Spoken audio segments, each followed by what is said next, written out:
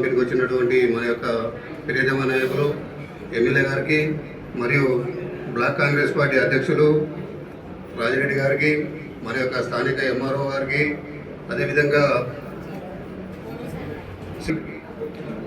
వేదికపై ఉన్న పెద్దలకు ఈ కార్యక్రమానికి వచ్చినటువంటి కాంగ్రెస్ పార్టీ కార్యకర్తలు కానీ లేక రైతులు కానీ ప్రతి ఒక్కరికి నా యొక్క హృదయపూర్వక నమస్కారాలు తెలియజేసుకుంటున్నాను. గత సంవత్సరంలో అట్లాగే మీడియా మిత్రులకు కూడా నా యొక్క అభినందనలు. గత ప్రభుత్వంలో 10 సంవత్సరాల నుండి కేసీఆర్ రైతు బంధును మరి 100 ఎకరాలు ఉన్నటువంటి రైతులకు కూడా ఇవ్వడం జరిగింది. అదే కాకుండా సాగు భూమి కాకుండా బీడు భూములు, కుంటలు, గుట్టలు, అదేవిధంగా ఇండ్ల స్థలాలకు కూడా మరి రైతు బంధు ఇవ్వడం జరిగింది. మన యొక్క సొమ్మును వృధాగా పెద్ద రైతులకు ఇవ్వడం జరిగింది. ఈరోజు కాంగ్రెస్ పార్టీ వచ్చిన తర్వాత మరి 2 లక్షల రుణమాఫీ ఆగస్టు 15 లోపు చేస్తూ ఉన్నాడు మన యొక్క ముఖ్యమంత్రి గారు. మరి ఇకపోతే ఈ రైతు బంధు ఎవరికి ఇవ్వాలంటే నా యొక్క ఉద్దేశం మాత్రం భార్యాభర్తలకు 5 ఎకరాల లోపు ఉన్న వాళ్ళకు ఇవ్వాలని నా యొక్క మనవి. అట్లాగే మరి ఒక కుటుంబానికి 10 ఎకరాలు అయితే ఉంది. దాదాపుగా భార్యకు 5 ఎకరాలు, భర్తకు 5 ఎకరాలు, అంటే 10 ఎకరాలు. 10 ఎకరాలకు ఇచ్చేది ఉంటే మాత్రం మన యొక్క రాష్ట్ర ఆదాయం చాలా ఈ యొక్క రైతు బంధు ఆదాయం మిగిలి వేరే కార్యక్రమాలకు చేసుకోవచ్చు అని నా యొక్క సూచన. ఈ యొక్క అవకాశం ఇచ్చిన ఎమ్మెల్యే గారికి అభినందనలు తెలుపుకుంటూ ముగిస్తున్నాను. అనేది మీ అభిప్రాయం చెప్తే ఎంఆర్ఓ గారు కూడా దాన్ని నమోదు చేసుకుంటాడు. కాబట్టి ఆ ప్రభాకర్ గారిని ఎక్స్-జెడ్పీటీసీ గారిని రమ్మనడానికి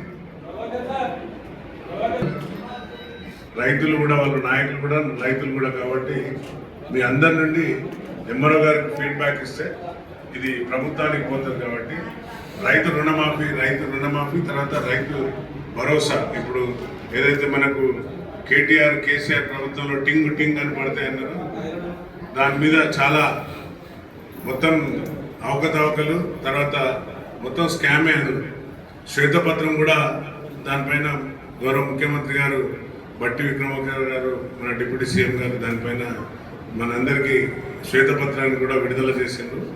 ఎందుకంటే ఫామ్ హౌస్ ఉన్న చాలామందికి లైక్ మల్లారెడ్డి కాలేజ్ సంస్థ అధిపతికి కూడా 100 ఎకరాలు ఆయన అకౌంట్లో పడడం జరిగింది. అలాగే మన ఎమ్మెల్యే గారు అప్పుడు ఉన్న రాజగోపాల్ రెడ్డి గారు కూడా ఇప్పుడున్న ఎమ్మెల్యే గారు గౌరవ సభలో మాట్లాడుతూ నాకు వద్దు రైతు రుణమాఫీ, రైతు బంధు వద్దు, నాకు ఎప్పుడైతే ఇది రైతు భరోసా ఏదైతే చేసిందో ఈ రైతు భరోసా నాకు వద్దు, ఇది పేద రైతులకు ఇవ్వండి అని నా డబ్బులు కూడా నేను నా యొక్క కాన్స్టిట్యున్సీలో పేద రైతులకు పంచుతున్నా అని ఓపెన్గా చెప్పిండు. అదందరికీ తెలిసిన విషయం. సో దానిపైన మీ అభిప్రాయాలు ఒక్కొక్కరు ఏమన్నా చెప్తే ఎన్ని ఎకరాల రైతుకి ఇస్తే బాగుంటుంది, ఏ విధంగా వారిని మనం రైతును, ఎందుకంటే కాంగ్రెస్ ప్రభుత్వం రైతు పక్షపాతి, రైతును కాపాడుకునే ప్రభుత్వం ఏదైనా ఉందంటే కాంగ్రెస్. మీ అందరికీ తెలుసు, అప్పుడు వైఎస్ఆర్ ఉచిత కరెంటు ఇంట్రడ్యూస్ చేసింది కూడా వైఎస్ఆర్. కాబట్టి మీ యొక్క అభిప్రాయాలు ఎంఆర్ గారికి చెప్తే దాన్ని నమోదు చేసుకొని తప్పనిసరిగా, అంటే ఇక్కడ పార్టీలకు అతీతంగా, అంటే మనం కాంగ్రెస్ పార్టీ కాబట్టి మనమే చెప్పుకోవడం కాదు, రైతు యొక్క మైండ్లో ఏముంటే బాగుంటుంది, రైతు ఏమి ఇస్తే బాగుంటుంది, రైతుకి ఏ విధంగా కాపాడితే బాగుంటుంది అనేది విషయంపైన మీరు చెప్తే చాలా సూచనలు తీసుకుంటారు. అలాగే ఈరోజు కళ్యాణ షాదీ ముబారక్ ఈ చెక్కులు పంపిణీ జరిగింది. వచ్చిన వారందరికీ కూడా నా యొక్క హృదయపూర్వక అభినందనలు.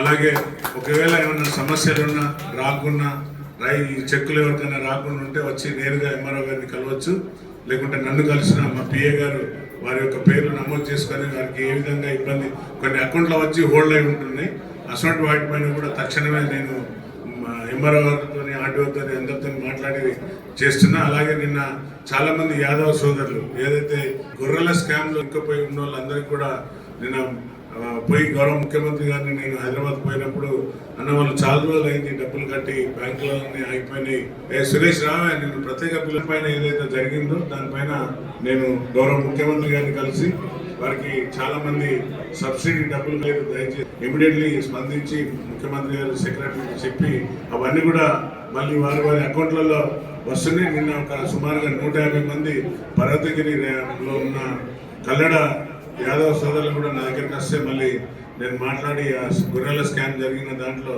డబ్బులు వెనుకకు వచ్చే విధంగా వారికి చెప్పడం జరిగింది. కాబట్టి మన దగ్గర కూడా వర్ధనపేటలో ఎవరైనా సోదరులు యాదవ్ సోదరులు మన దీనికి గొర్రెల పంపిణీ విషయంలో డబ్బులు కట్టుకుంటే నా దృష్టిని తీసుకురండి, కలెక్టర్ గారితో మాట్లాడి వాటిని తక్షణమే వారి అకౌంట్లలో మళ్ళీ వచ్చే విధంగా ఏర్పాటు చేస్తారు. సో ఈ మంచి అవకాశం రైతులది. మీరు తప్పనిసరిగా మీ సూచనలు ఇవ్వండి, సూచనలు పాటించి ఎంఆర్ఓ గారు ప్రభుత్వానికి రాస్తారు.